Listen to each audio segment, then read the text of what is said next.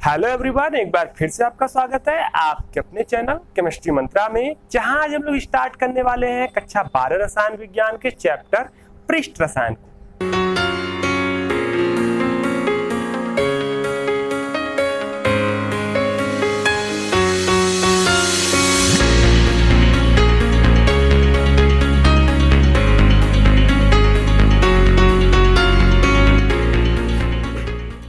आइए सबसे पहले हम लोग देख लेते हैं पृष्ठ रसायन की परिभाषा। तो सिंपली रसायन विज्ञान की वह शाखा जिसके अंतर्गत पदार्थों के पृष्ठों यानी कि सतहों की प्रकृति तथा उन पर होने वाले प्रक्रियाओं का अध्ययन करते हैं, वह कहलाती है पृष्ठ रसायन। यानी कहने का यही मतलब है कि पृष्ठ रसायन रसायन विज्ञान की एक शाखा है जिसके अंतर्गत हम लोग पदार्थों की सतहों यानी पृष्ठों की प्रकृति का अध्ययन करते हैं और इसके साथ साथ इन पृष्ठों पर होने वाली घटनाओं का भी बारीकी से अध्ययन करते हैं। अब आपको क्लास 12 में ये चैप्टर जो पृष्ठ रसायन पढ़ना है वो 3 भागों में पढ़ना है। इसके 3 भाग आपको पढ़ने हैं, जिसमें पहले भाग में आपका जो टॉपिक है वो है अधिशोषण, दूसरा है आपका उत्प्रेरण और तीसरा है आपका कोलाइड। तो इन 3 भागों में इस पूरे के पूरे चैप्टर को आपको पढ़ना है। तो आज हम लोग इन तीनों में से सबसे पहला वाला भाग स्टार्ट करेंगे जो है अधिशोषण। तो आइए जानते हैं कि आखिर अधिशोषण क्या होता है। तो देखिए सिंपली आपको बता दें कि अधिशोषण एक प्रकार की प्रक्रिया है जिसके अंतर्गत एक पदार्थ के ऊपर दूसरे प्रकार के पदार्थों का जो है संचयन होता है। जब कोई एक पदार्थ आपका रखा हो और इस पदार्थ के सतहों पर पृष्ठों पर कोई दूसरा पदार्थ आके संचित हो जाता है, यहाँ पर वो इस तरह एकत्रित हो जाए या संचित हो जाए या इसके पृष्ठ पर जुड़ जाए, तो यही जो प्रक्रिया हो रही है उसी प्रक्रिया को हम लोग कहते हैं अधिशोषण। अधिशोषण एक चीज आपको बहुत अच्छे से याद रखना है कि अधिशोषण की प्रक्रिया में जो पदार्थ आते हैं वो यहाँ पर इस पदार्थ के सतह पर ही जो है संचित होते हैं, इसके अंदर नहीं जाते हैं। इस पदार्थ के सतह पर ही उनकी मात्रा बहुत अधिक होती है, तो ये प्रक्रिया कहलाती है अधिशोषण। अब आपको बता दें कि यहाँ जो ये अंदर वाला पदार्थ है जिसके ऊपर बाहर से पदार्थ के कण आए हैं, तो इस अंदर वाले पदार्थ को हम लोग कहते हैं अधिशोषक। अधिशोषक और इसको कहेंगे अधिशोषक। और ये जो पदार्थ आके पदार्थ के कण जो यहाँ पर आके संचित हुए हैं इन्हें हम लोग कहते हैं अधिशोष्य। इन्हें कहते हैं अधिशोष्य। तो सिंपल आप अधिशोषण जान गए होंगे कि अधिशोषण एक प्रकार की प्रक्रिया है जिसके अंतर्गत जो है तमाम जो है कण या स्पीशीज जो होते हैं वो जाके किसी दूसरे पदार्थ के ऊपर क्या होते हैं, संचित हो जाते हैं, एकत्रित हो जाते हैं। तो ये प्रक्रिया है अधिशोषण। एग्जाम्पल देखिए तमाम है, जैसे इसका बड़ा ही अच्छा एग्जाम्पल है जो आप जनरली देखते होंगे, जो है सिलिका जेल द्वारा जल या नमी का अवशोषण। नमी का अवशोषण कहेंगे, जल का नहीं कहेंगे, नमी का अवशोषण। आपने अपने घरों में तमाम जो है कि इलेक्ट्रिक पार्ट देखे होंगे, तो उसके अंदर आप लोग देखे होंगे तो उसके अंदर आपको मिलता होगा सिलिका जेल। तमाम आपने बाइंडिंग में देखा होगा, जो कोई भी मोटर वोटर होता है तो उसके अंदर बाइंडिंग होती है, तो उस पर भी देखेंगे वहां भी आप सिलिका जेल का यूज किया जाता है। तो वहां पर सिलिका जेल का यूज इसीलिए किया जाता है कि सिलिका जेल जो होता है नमी को अपने पृष्ठ पर अधिशोषित करता है। याद रखिएगा, वो पृष्ठ पर अधिशोषित करेगा, उसके अंदर नहीं जा सकता है जल, केवल वो पृष्ठ पर अधिशोषित करता है। तो इसीलिए इलेक्ट्रिक पार्टों में सिलिका जेल का यूज किया जाता है ताकि वहां जो नमी है वो जाके सिलिका जेल पर अधिशोषित हो जाए और वहां पर उस नमी के कारण कहीं भी शॉर्ट सर्किट ना हो। तो ये किया जाता है। दूसरा एग्जांपल आपको बता दें, जैसे दूसरा एग्जांपल है अभ्रक द्वारा नाइट्रोजन का अधिशोषण। अभ्रक क्या है, एक प्रकार का पदार्थ है और उसके पृष्ठ पर क्या होता है कि नाइट्रोजन गैस क्या होती है, अधिशोषित हो जाती है। कहीं भी अभ्रक है तो नाइट्रोजन का अधिशोषण कर लेगा।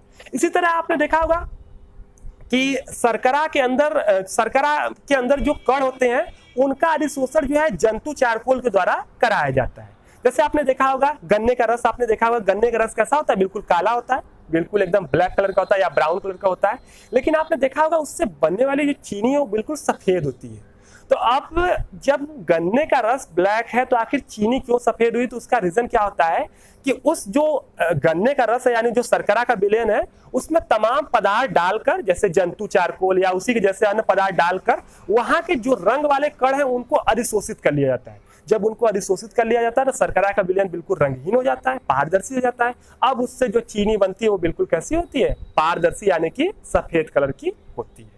तो वो भी आपने देखा होगा, या आपने अगर कुछ भी नहीं देखा होगा तो जनरली आपने अपने घरों पर या हर जगह देखा होगा, या कहीं भी आपने देखा होगा कि अगर कुछ भी पड़ा रहता है तो उस पर देखेंगे धूल की एक परत जम जाती है। जैसे ये बोर्ड है, अभी कुछ देर बाद अगर इस पर देखा जाए तो यहाँ पर धूल की एक पतली परत जम जाएगी।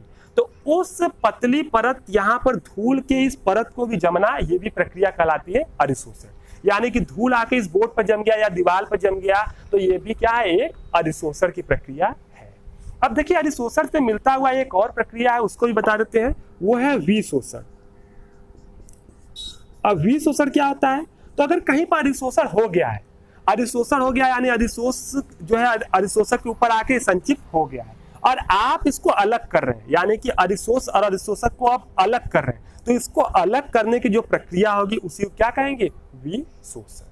अब इससे संबंधित एक और टॉपिक है, वो भी इसी में जान लीजिए, अवशोषण। अवशोषण, इसको आप बहुत अच्छे से सुने होंगे। तो देखिए होता क्या है कि अगर कहीं पर आपका एक पदार्थ है, ठीक है, ये या सिंपल अधिशोषक है, और कोई पदार्थ आया और वो पदार्थ आकर इसके पृष्ठ की जगह इसके स्थूल भाग में चला गया, यानी इसके अंदर जाकर समान रूप से जो है वितरित हो गया। यानी कि ये आपका कोई अधिशोषक है और यहाँ पर आने वाला जो अधिशोष है उसके सतह की अपेक्षा इसके अंदर जाके समान रूप से इस तरह वितरित हो गया। इस तरह ये अंदर वाले भाग को स्थूल या बल्क वाला भाग कहते हैं। तो ये अंदर जाके जो है कि जब वितरित हो जाए अधिशोष के कण, तो इस प्रकार आपका ये जो प्रक्रिया होगी उसे कहेंगे अवशोषण। जैसे एग्जांपल में आप एक सोख्ता कागज ले लीजिए और उसको आप स्याही के अंदर या जल के अंदर डुबो दीजिए। देखिए जल या स्याही के जो कण होंगे उसके पृष्ठ पर नहीं चिपकेंगे, बल्कि उसके अंदर जाकर एक समान रूप से वितरित हो जाएंगी। तो ये प्रक्रिया कहलाएगी अवशोषण का। उसी तरह आप कैल्शियम क्लोराइड ले लीजिए या आप चूना ले लीजिए, तो आप देखेंगे कि उसको जब जल के अंदर डुबो देंगे या नमी वाले क्षेत्र में रखेंगे तो आप देखेंगे क्या होगा कि उसमें उसके पृष्ठ पर नहीं बल्कि उसके संपूर्ण क्षेत्र में नमी क्या हो जाएगी, फैल जाती है, एक समान रूप से अवशोषित हो जाती है। तो वो सब क्या करते हैं कि वो सब अवशोषण करते हैं। जब अंदर चला जाए इस प्रकार तो उसे हम लोग कहेंगे अवशोषण। तो इस प्रकार आपने अवशोषण को भी देख लिया। अब यहाँ पर हम लोग को मेन जो पढ़ना है वो किसको पढ़ना है, अधिशोषण को। तो अब हम लोग देख लेते हैं अधिशोषण को तो जाने गए हैं कि आप क्या होता है। अब हम लोग देख लेते हैं अधिशोषण के प्रकार। तो देखिए अधिशोषण जो होता है वो दो प्रकार का होता है। पहला होता है भौतिक अधिशोषण और दूसरा होता है रासायनिक अधिशोषण। सिंपली हम आपको दोनों समझा दे रहे हैं। तो पहला हम लोग देखते हैं भौतिक अधिशोषण क्या होता है। तो देखिए सिंपल, जब अधिशोष इस पर जो है संचित होने वाले जो पदार्थ होते हैं उनके साथ दुर्बल वांडर बलों द्वारा जुड़ा होता है, यानी अधिशोषण की प्रक्रिया दुर्बल वांडर वाल बलों द्वारा होती है। तो इस प्रकार के अधिशोषण को हम लोग कहते हैं भौतिक अधिशोषण। दुर्बल वांडर वाल बल कहाँ लगता है, जहां कोई खास बल न लगे, तो समझिए कि वहां पर जो लगने वाला बल है वही दुर्बल वांडर वाल बल है। तो मतलब अगर कोई कण आया और इस अधिशोषण के पृष्ठ पर यहाँ पर अधिशोषित हो गया और इसके बीच में कोई खास बंध नहीं बन रहा है, केवल एक सामान्य कंडीशन वाला बल लग रहा है जिसे हम लोग दुर्बल वांडर वाल बल कहते हैं, तो इस प्रकार का अधिशोषण जो होगा वो कहलाएगा भौतिक अधिशोषण। सबसे अच्छा एग्जाम्पल इसका क्या है कि धूल के कण अगर कहीं भी जाते हैं, किसी पृष्ठ पर अधिशोषित हो जाते हैं, तो वो कहलाएगा भौतिक अधिशोषण। ये धूल का कण आया, बोर्ड पर आपका चिपक गया, बोर्ड दिख रहा है इसीलिए हम इसका एग्जाम्पल दे रहे हैं कि धूल के कण आए, बोर्ड पर आपके चिपक गए, अधिशोषित हो गए, तो ये कहलाएगा भौतिक अधिशोषण, क्योंकि धूल के कण और बोर्ड के बीच में कोई खास प्रकार का बंध नहीं बना है। लेकिन रासायनिक अधिशोषण क्या होता है, तो सिंपली आपको बता दें कि जब अधिशोषक और इस पर संचित होने वाले पदार्थों के बीच प्रबल रासायनिक बंध बन जाते हैं, तो इस प्रकार का अधिशोषण कहलाता है आपका जो है रासायनिक अधिशोषण। यानी सिंपल कहने का मतलब है कि यहाँ पर पदार्थ आया अधिशोषक की सतह पर और यहाँ पर बॉन्ड बना लिया, रासायनिक बंध बना लिया, क्रिया करके यहाँ पर रासायनिक बंध बना के इसके साथ जुड़ गया, तो इस प्रकार का अधिशोषण कहलाएगा रासायनिक अधिशोषण। जैसे एग्जाम्पल में आप तमाम एग्जाम्पल जानते होंगे, जैसे जब गैसें होती हैं, जब वो जाके किसी धातु के सतह पर जो है अधिशोषित होती हैं या जो है कि किसी पदार्थ के सतह पर अधिशोषित होती हैं, तो सामान्यतः उनके बीच बंध ही बनता है, तभी वो अधिशोषित होती है। तो इस तरह आपने भौतिक और रासायनिक अधिशोषण को जान लिया कि क्या होते हैं, लेकिन इनके बारे में आपको बहुत ही ज्यादा डिटेल में पढ़ना है। तो हम लोग आगे चलेंगे और अब हम लोग जानेंगे भौतिक और रासायनिक अधिशोषण के जो है ये मुख्य लक्षण जानने वाले हैं। इसके मुख्य लक्षण जानेंगे कि इसके कौन कौन से लक्षण होते हैं बहुत ही ज्यादा डिटेल में। साथ में हम लोग भौतिक और रासायनिक अधिशोषण में अंतर भी देखने वाले हैं। तो अगला पॉइंट हम लोग देखेंगे भौतिक और रासायनिक अधिशोषण के मुख्य लक्षण। देखिए लक्षण बहुत सारे हैं, अगर हम एक एक लिख के बताएंगे तो बहुत समय लग जाएगा, हमें लगता है उसी में घंटों लग सकते हैं। तो इसीलिए हम सबसे पहले क्या कर दे रहे हैं कि इनके सारे के सारे लक्षण बोर्ड पर लिख दे रहे हैं, फिर आपको इजिली हम 2-4-5 मिनट में उसको समझा देंगे। तो चलिए हम लोग देख लेते हैं भौतिक और रासायनिक अधिशोषण के लक्षण और उनमें अंतर। तो इसको हम लोग देते हैं मिटा और हम लोग उसको देख लेते हैं। तो आइए हम लोग देख लेते हैं भौतिक और रासायनिक अधिशोषण के मुख्य लक्षण और इसके साथ साथ उनमें विभेद। देखिए हम आपको समझा दे रहे हैं कि कैसे आप इन्हीं में विभेद भी जान लेंगे और मुख्य लक्षण भी जान लेंगे। देखिए ये जो आपके भौतिक और रासायनिक अधिशोषण है, इनके देखिए लक्षण जो है ये यहाँ पर आपके मुख्य रूप से लक्षण लिखे हुए हैं। ये यहाँ पर लक्षण की हेडिंग है और इनमें उसके आधार पर क्या लक्षण होता है इसको सामने लिखा गया है। तो अगर आपको कहीं पूछ दिया जाए कि भौतिक अधिशोषण के लक्षण बताइए, तो आप इन सब बिंदुओं को लिखकर उनके आगे भौतिक अधिशोषण के ये जो बिंदु होते हैं ये लिखेंगे, तो ये हो जाएगा उनका लक्षण। अगर आपको रासायनिक अधिशोषण का लक्षण लिखना है तो आप इन सब हेडिंगों को लिखकर उनके आगे इन सब चीजों की व्याख्या करेंगे, तो वो हो जाएगा रासायनिक अधिशोषण का लक्षण। वैसे समय आपको ये नहीं लिखना है। और अगर आपको ये भौतिक और रासायनिक अधिशोषण में विभेद बताना है या इनमें अंतर बताना है, तब आप ये पूरा का पूरा बना दीजिए लक्षण लिख के, भौतिक अधिशोषण और रासायनिक अधिशोषण दोनों लिख दीजिए, तो ये हो जाएगा विभेद। मतलब कहने का मतलब ये है अगर भौतिक अधिशोषण के केवल लक्षण लिखने हैं तो आप केवल इतना ही लिखेंगे।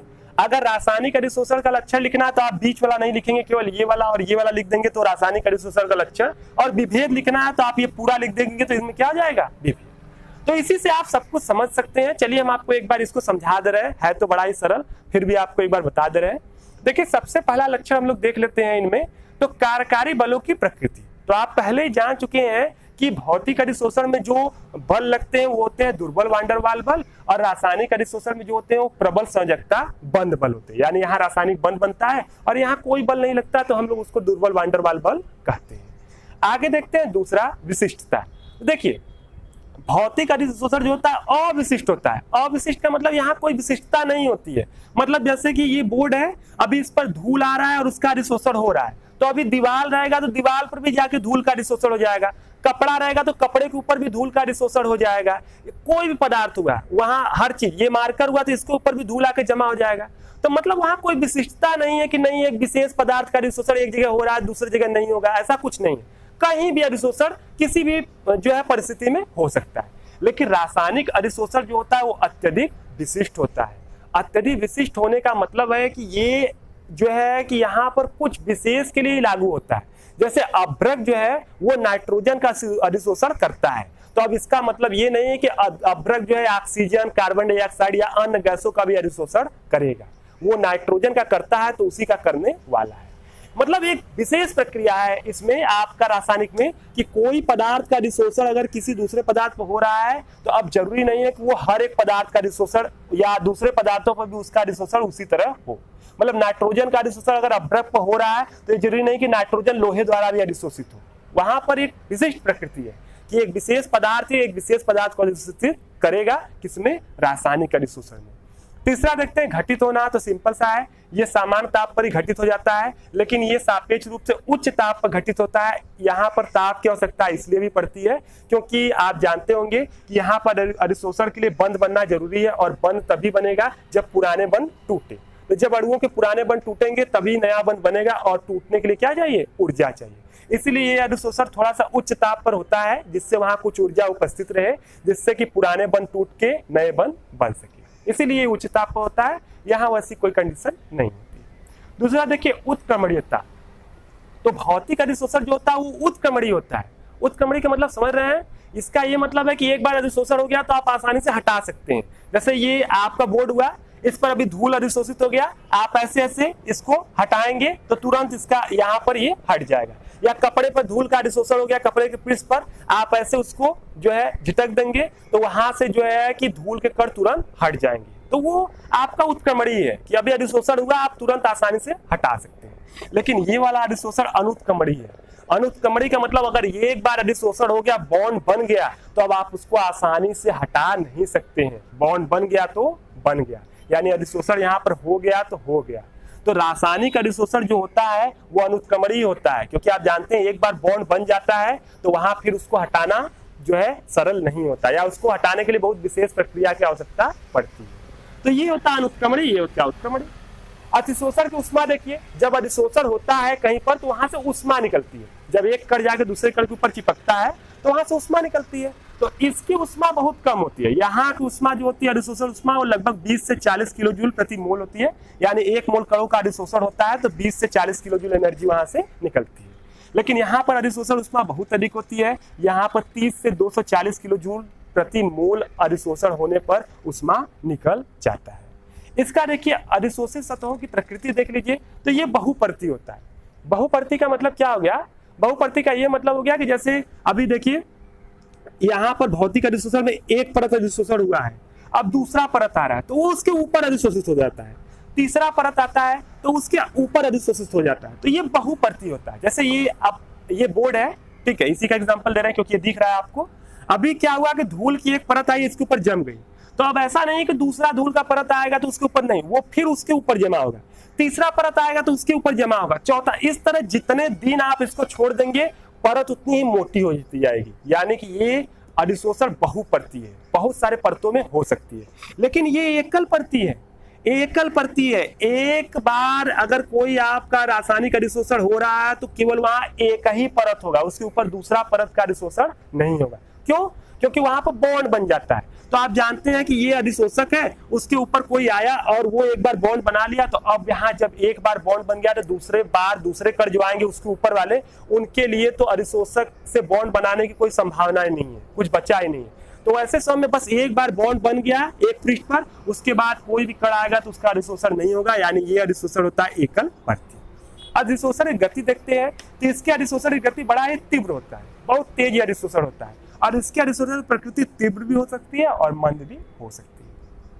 आगे देखिए, अधिशोषक के पृष्ठीय क्षेत्रफल में वृद्धि, मतलब अगर हम अधिशोषक है उसका पृष्ठीय क्षेत्रफल बढ़ा देते हैं तो क्या इन पर प्रभाव पड़ने वाला है वो देख लेते हैं। तो देखिए, अगर यहाँ पर इस जो अधिशोषक है उसके सतह का अगर हम लोग क्षेत्रफल बढ़ाते हैं तो भौतिक अधिशोषण में वृद्धि होगी और रासायनिक अधिशोषण में भी वृद्धि होने वाली है।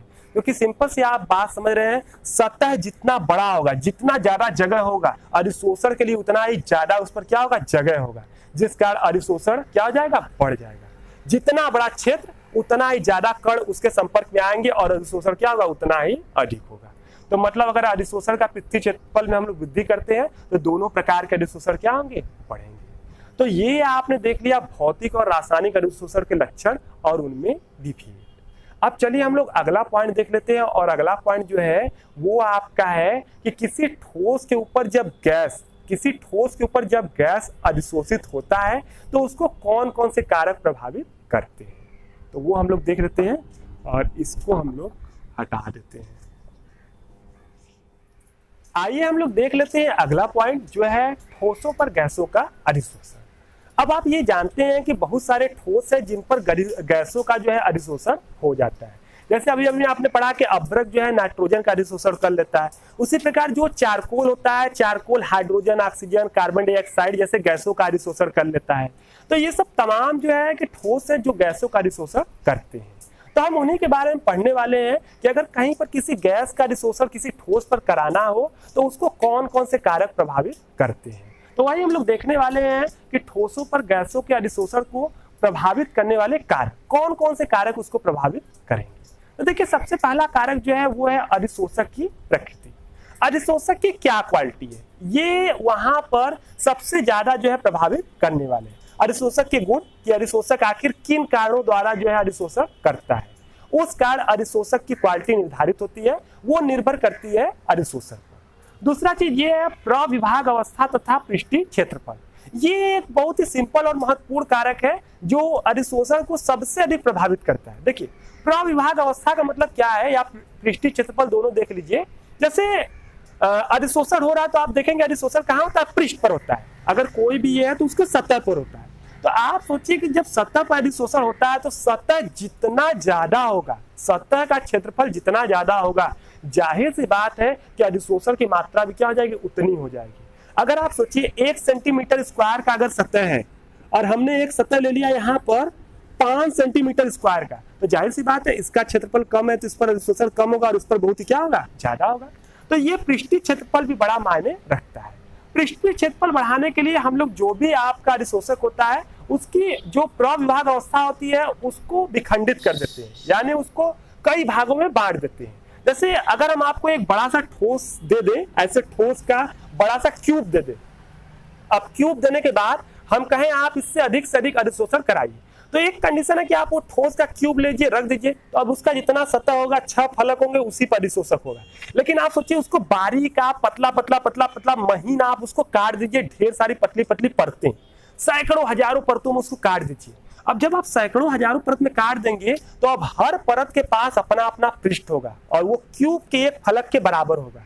तो जहां 6 फलकों, केवल क्यूब के कितने फलक होते हैं, घन के 6 फलक, तो 6 फलकों पर जहां अधिशोषण हो रहा था अब वो सैकड़ों फलकों पर होगा, यानी पृष्ठीय क्षेत्रफल कई 100 गुना बढ़ गया। तो इसी पृष्ठीय क्षेत्रफल जब कई 100 गुना बढ़ गया तो जाहिर सी बात है अधिशोषण भी क्या हो जाएगा, बढ़ जाएगा। इसीलिए आपने देखा होगा कि अधिशोषण के लिए प्रायः जो होता है कि किसी ठोस पदार्थ की जगह हम लोग उसके चूर्ण का प्रयोग करेंगे, चूर्ण का या उसके छीलन का प्रयोग करते हैं, ताकि उसका क्षेत्रफल क्या हो, ज्यादा ज्यादा बढ़ जाए और अधिशोषण भी क्या हो, ज्यादा से ज्यादा हो। अगला हम लोग देखते हैं अधिशोषित गैस की प्रकृति। अब गैसों का अधिशोषण करना है तो गैसों की क्वालिटी पर भी निर्भर करता है कि गैस जाके जो अधिशोषक उसके साथ बंध बनाते हैं कि नहीं, या उसके साथ किस प्रकार जुड़ते हैं, ये उनके ऊपर निर्भर करता है। साथ साथ गैसों का क्रांतिक ताप क्या है, इन सब बातों पर भी बहुत सारा अधिशोषक का गुण निर्भर करता है। तो गैस को देखने के बाद, उसकी प्रकृति को देखने के बाद आप बता सकते हैं कि इसका अधिशोषण कितना होगा। तीसरा देख लीजिए, चौथा ताप। तो देखिए अभी अभी आपने देखा कि जब अधिशोषण होता है तो यहाँ से उष्मा कहाँ निकलती है, बाहर। उष्मा बाहर निकलती है, यानी एक प्रकार का क्या है, एक प्रकार का उष्मा क्षेपी प्रक्रम है। तो आप क्लास 11 में पढ़ चुके हैं लासा-तेलिए के नियम से कि अगर हम लोग कहीं पर ताप, दाब जैसे भौतिक कारकों में परिवर्तन करते हैं तो जो वहां पर प्रक्रिया या साम्य है वो उस तरह अपने आप को विस्थापित करेगा कि उसका प्रभाव क्या हो जाए, निरस्त हो जाए। तो लासा-तेलिए के नियम के अनुसार अगर यहाँ से उष्मा बाहर निकल रही है, इसको उष्मा की जरूरत नहीं, उल्टा यहाँ से उष्मा निकल रही है अधिशोषण में, तो ऐसे समय आप इसको जबरदस्ती उष्मा देंगे तो अधिशोषण क्या हो जाएगा, आपका कम हो जाएगा। अधिशोषण क्या होगा, कम होगा। यानी अगर आप यहाँ ताप बढ़ाते हैं तो अधिशोषण क्या होगा, कम हो जाएगा। तो आपको याद रखना है कि अगर आपको गैसों का अधिशोषण करना है तो ताप को थोड़ा सा, बहुत ज्यादा नहीं करना पड़ेगा, थोड़ा कम ही रखना पड़ेगा, और बहुत ज्यादा आप कम भी नहीं कर सकते हैं, क्योंकि गैस अधिशोषित तभी होंगी जब उनके बीच के बंध टूटेंगे। तो क्योंकि गैसें अधिकतर जो होती है रासायनिक अधिशोषण द्वारा अवशोषित होती है, तो अगर बहुत कम टेम्परेचर कर देंगे तो कोई बॉन्ड वहां टूटने वाला नहीं है, अधिशोषण तब भी नहीं होगा। तो यहाँ पर ताप बहुत ऊंचा भी नहीं करना, ताप बहुत नीचा भी नहीं करना, लेकिन अगर आप ताप बहुत ज्यादा बढ़ाते हैं तो अधिशोषण क्या हो जाएगा, घट जाएगा। तो ये आपको याद रखना है। अगला चीज देखिए दाब। अब दाब आप जानते हैं कि गैसों को हम लोग दबाते हैं तो उनका आयतन बहुत अधिक कम और ज्यादा होता है। तो गैसों पर अगर दबाव लगाएंगे तो अधिशोषण में उससे भी बहुत ज्यादा प्रभाव पड़ता है। तो हम लोग ये चीज देख लेते हैं कि गैसों पर दाब का प्रभाव किस तरह पड़ता है। तो आपको बता दें, गैसों पर किस स्थिर ताप पर गैसों पर दाब बढ़ाने से जो अधिशोषण है उस चीज की जो व्याख्या है उसको हम लोग अधिशोषण समतापी द्वारा प्रदर्शित करते हैं। अधिशोषण समतापी, इसको हम लोग लिख देते हैं, क्या होता है, अधिशोषण समतापी। अब देखिए अधिशोषण समतापी क्या होता है। तो सिंपल सी बात है कि कोई आपका अधिशोषक है, इसके ऊपर अगर कोई गैस आपका अधिशोषित हो रहा है तो इसके ऊपर गैस अधिशोषित होगा तो उस पर दाब अगर हम लोग लगाएंगे तो दाब प्रभाव कारण इस पर अधिशोषण में क्या परिवर्तन होने वाला है, इस चीज को हम लोग जिस संबंध द्वारा प्रदर्शित करते हैं उसी संबंध को हम लोग कहते हैं अधिशोषण समतापी। यहाँ पर ताप हम लोग स्थिर रख के दाब में परिवर्तन करेंगे और अधिशोषण में उसके अनुसार जो परिवर्तन होगा उसको हम लोग एक संबंध द्वारा प्रदर्शित करते हैं, उसी संबंध को हम लोग कहेंगे अधिशोषण समतापी। अब देखिए तमाम अधिशोषण समतापी है, जैसे कि फ्राइडलिक का अधिशोषण समतापी है या लैग्म्यूर का अधिशोषण समतापी है। तो ये सब कई वैज्ञानिक है जिन्होंने कई सारे संबंध बनाए हैं, जिससे हम लोग जो है कि गैसों पर दाब लगा के अधिशोषण में क्या परिवर्तन होगा उसे आसानी से बता सकते हैं। तो यहाँ हम आपको फ्राइडलिक वाला बता दे रहे हैं। फ्राइडलिक अधिशोषण समतापी, अधिशोषण समतापी तो कई सारे हैं, लेकिन सब आपको पढ़ने की जरूरत नहीं। तो देखिए फ्राइडलिक अधिशोषण क्या है। फ्राइडलिक अधिशोषण समतापी जो है वो कुछ इस प्रकार से आपका है कि जहां पर आपका x/m है, बराबर आपका k है और इधर p है और इस पर पावर 1/n है। ये है फ्राइडलिक अधिशोषण समतापी, यानी एक प्रकार का एक संबंध है जो गैसों के अधिशोषण में जो है दाब के प्रभाव को बताएगा स्थिर दाब पर। देख लीजिए यहाँ क्या क्या है। तो ये देखिए ये जो यक्स है ये अधिशोष है, ये अधिशोष की मात्रा है, ये अधिशोष की मात्रा है, ये जो है ये अधिशोषक का द्रव्यमान है, ठीक है। ये अधिशोष का द्रव्यमान और ये क्या है अधिशोषक का द्रव्यमान, ठीक है। अधिशोष का द्रव्यमान जो आपका अधिशोष जाके जो है अधिशोषक पर अधिशोषित होता है उसका ये द्रव्यमान है, और ये आपके अधिशोषक का द्रव्यमान है, और ये P जो है ये प्रेशर है, ये क्या है ये दाब है, ठीक है, ये दाब है। इसके साथ साथ K और N, जो ये K और N है ये दोनों स्थिरांक हैं, और ये स्थिरांक निर्भर करते हैं जो है अधिशोषक, जो अधिशोषक है और जो उस पर अधिशोषित होने वाले गैस है उसकी प्रकृति पर, कि उनकी किसकी प्रकृति है उसी पर ये निर्भर करते हैं। तो अब ये तो जो है कि आप जब उसको बहुत डिटेल में प्रयोगों द्वारा पढ़ेंगे, वहां पर अधिशोषण कराएंगे, तब आप इनका मान निर्धारित वहां पर कर सकते हैं। तो ये आपका सिंपल दाब भी आपने देख लिया। आगे हम लोग देख लेते हैं, जिस प्रकार हम लोग यहाँ पर ठोसों पर गैसों का अधिशोषण देखा है, उसी प्रकार हम लोग देख लेते हैं विलयन में अधिशोषण। विलयन प्रावस्था में अधिशोषण, विलयन प्रावस्था में अधिशोषण। तो देखिए यहाँ पर जिस प्रकार यहाँ पर ठोस जो होते हैं वो गैसों का अधिशोषण करते हैं, उसी प्रकार अगर कहीं कोई विलयन है, जैसे यहाँ पर कोई विलयन है, तो अगर इस विलयन के अंदर भी अगर हम किसी ठोस को डाल दें तो इस विलयन के अंदर जो कण हैं उनको भी ठोस जो होते हैं अपने पृष्ठ पर अधिशोषित कर लेते हैं। यहाँ पर कोई विलयन है और इस विलयन में आप जानते हैं विलयन में तमाम अणु या तमाम आयन घुले होते हैं, तो अगर उनमें कोई ठोस डालते हैं तो वो ठोस जो होते हैं विशेष प्रकार के ठोस, वो वहां विलयन से भी जो आयन या अणु होते हैं उनको अपने पृष्ठ पर अधिशोषित करने की क्षमता रखते हैं। तो यहाँ भी अधिशोषण होता है। जैसे इसके पहले हमने आपको एग्जाम्पल बताया था कि जो शर्करा का विलयन होता है, अगर उसमें हम लोग जंतु चारकोल डाल दें तो आप देखेंगे कि वो जो जंतु चारकोल होता है वहां से वो जो रंगकारी पदार्थ होते हैं, जो उसमें तमाम रंग वाले कण होते हैं, उनको अपने पृष्ठ पर क्या करता है अधिशोषित कर लेता है। तो वहां पर यहाँ पर ये भी अधिशोषण होता है, तो हम लोग इसको भी जान लेते हैं, और ये जान लेते हैं कि विलयन प्रावस्था में जो अधिशोषण होता है इसको कौन कौन से कारक प्रभावित करते हैं। प्रभावित करने वाले कारक कि इसको कौन कौन से कारक प्रभावित करते हैं। तो देखिए इसको कोई खास दूसरे कारक नहीं बल्कि यही सब कारक इसको भी प्रभावित करते हैं। जैसे इसको पहला कारक प्रभावित करता है अधिशोषक की प्रकृति, कि हम कौन सा अधिशोषक डाल रहे हैं, उस अनुसार वो आपको इसको प्रभावित करेगा कि अधिशोषण वहां कितना होगा। दूसरा प्रविभाग अवस्था तथा पृष्ठीय क्षेत्रफल, जितना अधिक इसका अधिशोषक का पृष्ठीय क्षेत्रफल होगा, जितना इसका सतह ज्यादा होगा, उतना ही जितने इसको छोटे छोटे बारीक पीस में हम डालेंगे अधिशोषण उतना ही क्या होगा ज्यादा होगा। क्षेत्रफल जितना ज्यादा अधिशोषण उतना ज्यादा, तो ये भी होगा। तीसरा अधिशोषित गैस, ठीक है, अधिशोषित, अब यहाँ गैस तो है नहीं, ठीक है, तो सिंपल हम लोग यहाँ पर गैस न लिख के इसके लिए अच्छा ये हम लोग मिटा दे रहे हैं, ये विलयन वाले के लिए है। यहाँ हम लिख देंगे अधिशोष की प्रकृति,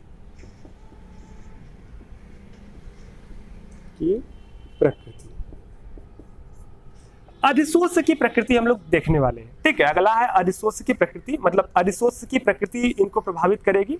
जैसे वहां थे आपका गैस की प्रकृति, तो यहाँ गैस तो है नहीं, यहाँ कण है, ठीक है। कण को हम लोग क्या करते हैं, जो कण जाके अधिशोषित होते हैं उनको हम लोग अधिशोष करते हैं, तो उनकी प्रकृति होगी कि कण की प्रकृति क्या है, उसी अनुसार से अधिशोषण निर्भर करेगा, ठीक है। ये हो गया।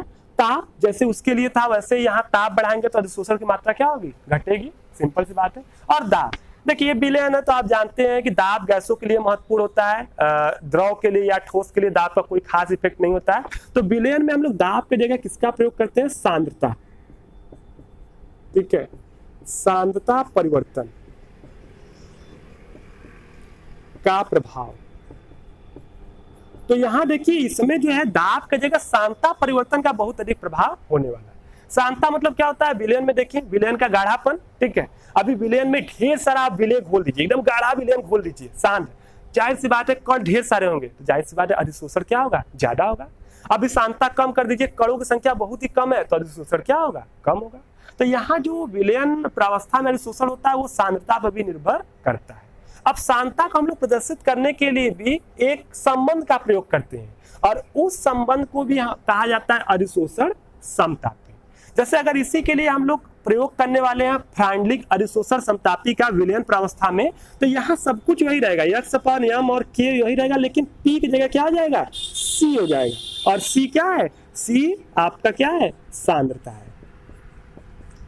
तो यहाँ पर अगर हम विलयन प्रावस्था के लिए जो है कि फ्रांडलिक अधिशोषण समतापी का प्रयोग करें तो यहाँ पर सेम सूत्र रहेगा, वही संबंध रहेगा, लेकिन सी की जगह आप यहाँ पी की जगह क्या हो जाएगा? सी हो जाएगा, क्योंकि विलयन प्रावस्था के लिए दाब नहीं सांद्रता परिवर्तन होता है ज्यादा महत्व। तो ये आपने विलयन प्रावस्था के लिए भी देख लिया कि विलयन प्रावस्था में अधिशोषण जो होता है उसको कौन कौन से कारक प्रभावित करते हैं। अब हम लोग चलते हैं और अधिशोषण संबंधित लास्ट टॉपिक देख लेते हैं जो है अधिशोषण के अनुप्रयोग। अभी तक मतलब अधिशोषण के अनुप्रयोग का मतलब अभी तक हम लोग इतना अधिशोषण पढ़ रहे थे, क्या उसका कहीं प्रयोग है कि नहीं, ये सारी चीजें हम लोग देखने वाले हैं और ये देखेंगे कि आखिर इसका कहाँ कहाँ प्रयोग हम लोग यूज करते हैं, कितनी जगहों पर अधिशोषण का यूज किया जाता है। तो आइए उसको हम लोग देख लेते हैं, वो बड़ा इंटरेस्टिंग है और इसको हम लोग मिटा देते हैं।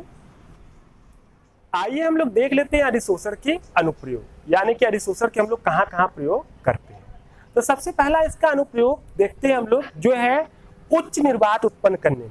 उच्च निर्वात का मतलब क्या हुआ कि जैसे कि हमने क्या किया कि कहीं पर हमको बहुत ज्यादा निर्वात उत्पन्न करना है, वहां से सारी हवा को क्या करना है? बाहर निकालना है।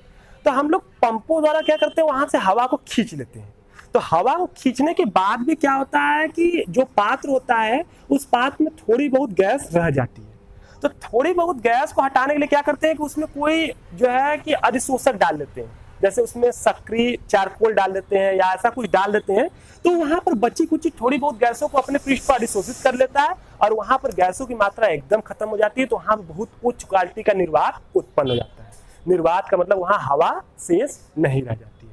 दूसरा इसका प्रयोग करते हैं गैस मास्क में, बहुत अधिक गैस मास्क में। देखिए जब खदानों में, कोयले खदानों में या विशेष जगहों पर जाते हैं तो वहां पर बहुत सारी जहरीली गैसें होती हैं। तो उन जहरीली गैसों के बचने के लिए एक विशेष क्वालिटी का मास्क बना के उसमें ऐसे पदार्थों को जैसे कि सक्रिय चारकोल या वैसे ही कुछ विशेष प्रकार के पदार्थों को उसमें मिला देते हैं मास्क में, जिससे कि वो मास्क के संपर्क में जब जहरीली गैसें आती हैं तो वो उसके द्वारा अधिशोषित हो जाती हैं और केवल जो है ऑक्सीजन ही अंदर जाती है।